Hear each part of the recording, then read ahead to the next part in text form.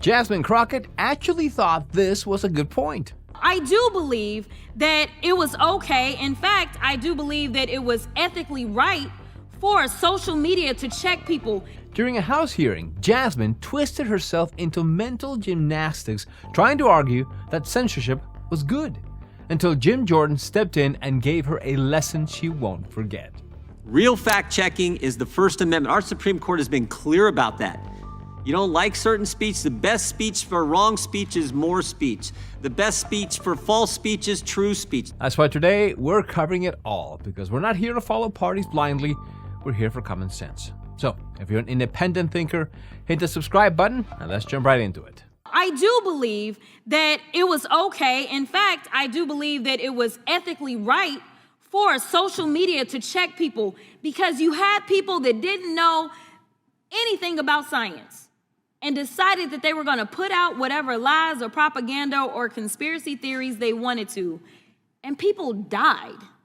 At some point in time, we have to evaluate what is factual. And I know that facts hurt y'all, and I just wish we could get on the same page, but we do know during the presidential election that the president would not go and participate in anything if fact-checking was going to be a part of it, because he didn't want to be fact-checked. We know that the vice president got upset in his vice presidential debate when he was fact-checked. We'll let Trump respond to the fact-checking comment at the end of the video. Just keep this in mind. During the presidential and VP debates, the so-called moderators acted more like participants than referees. Now, when it comes to the push for social media platforms to restrict accounts under the guise of, quote, misinformation, the problem is simple. Who decides what's true or false? That kind of power in the wrong hands becomes dangerous fast. And the censorship didn't just silence fringe voices. It was so aggressive that even credible experts were deplatformed or shadow banned for simply raising questions. But Jasmine isn't exactly known for sticking to facts, so she carried on with her theatrics anyway. It used to be a time in this country that we as members of Congress or elected officials thought that it was okay to just tell the truth. Instead, we're pushing conspiracy theories, and some of them are killing people. It's the same thing that we have coming out of Doge. It's the reason that people are dying. It's the reason that farmers are losing their farms, because we continue to peddle conspiracy theories. It is time for us to say, Mr. President, guess what? Russia invaded Ukraine. Can we at least agree on that one? Facts matter. Y'all, this is literally potentially putting us into an international crisis. We may be heading towards the next world war because we have a president that wants to pal around with Putin and wants to do everything to make him feel good, including lying about who invaded who. So here's the reality with those Russia-Ukraine claims. Yes, Trump avoided explicitly blaming Russia early in his term, but it wasn't out of weakness, because he was trying to leave the door open for diplomacy. You can argue whether that was the right call or not, but ask yourself this. If it had ended the war, would the critics still say the same? What Trump needed at the time was flexibility, but some politicians and the MSM grilled him for, quote, using incorrect terminology. That's why Jasmine's attack was nothing more than a cheap shot, designed to score political points and land her more donors. After she was done, Jim Jordan stepped in, and what he delivered was a lesson for the history books. The time of the gentlelady has expired. The gentleman from California is recognized. I'd yield to the chairman. I just wanted to make a point. We talked, gentlelady, previous speaker talked about factual information. We've talked about fact-checking. Fact-checking. You know what fact-checking is truly supposed to be in this country? The First Amendment. Not some expert who can sit on and look at posts and tweets and different things and say, oh, that's not factual, take it down. That's not how it works.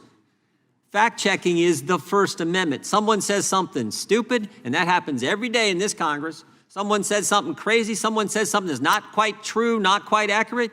You know what the fact-check is? Someone says something else, and you have debate. That's what we do in this committee every day. And this is the committee who's supposed to protect that fundamental fact.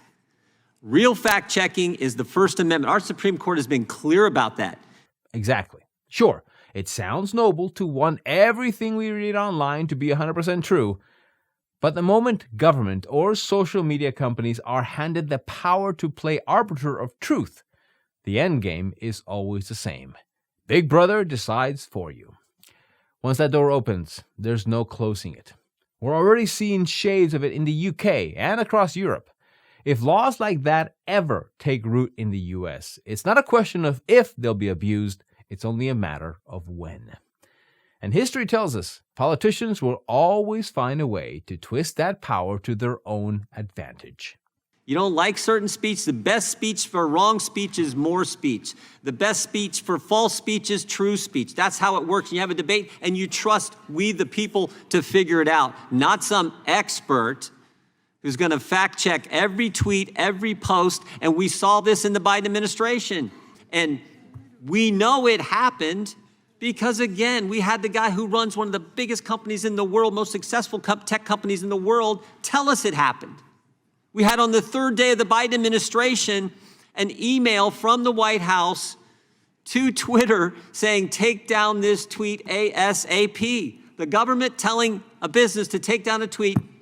And the tweet, ironically, was from RFK Jr., who was going to be running for president against the guy in the White House. So he was saying, take down the speech of my opponent. That's not how it's supposed to work in this country. That's what we're concerned about. That's why it's in our oversight plan. And if you want additional things to look at, again, put them in your viewpoints. We're happy to accept them. Yep.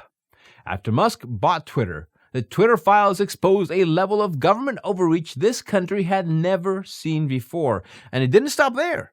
More recently, Google admitted the Biden administration pressured them into taking down entire YouTube channels for so-called, quote, misinformation. Our own channel was affected by this, and at the time, YouTube gave us no clear explanation for why it happened. We eventually got our account back, and Jasmine, if this video ever finds you, know that despite all the ridiculous things you say, we never call your voice to be silenced just because you have different viewpoints. In fact, we'd encourage you to keep going. You're giving us plenty of material.